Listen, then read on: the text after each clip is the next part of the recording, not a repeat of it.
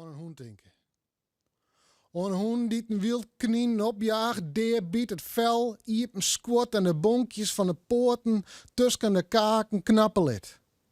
De hond die de knieën naar streken, die jongens het lesbisch op bed kroept en dan nachts uit eigen beweging de trapdel in naar onderen, die hond dat ik van geniertje maar me van. Het werd er loket dus. Wie doch er de klein uit. De hond springt erin als de baaskopke onder is of te 4 voet. Na 4 meter zwemt ze weer om naar het strand. En die hoen. Die ik had tweede vangst toen ze woer. Van water tosken scherp uittekenetje in de loft is een simmerjoen waarop het lucht zacht is. En die hoen die me de kop slikt.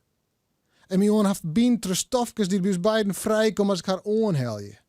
En die hoen wat ik denk als ik mijn boeger het vrije wut en wat zie van mij betjut. Die hoen.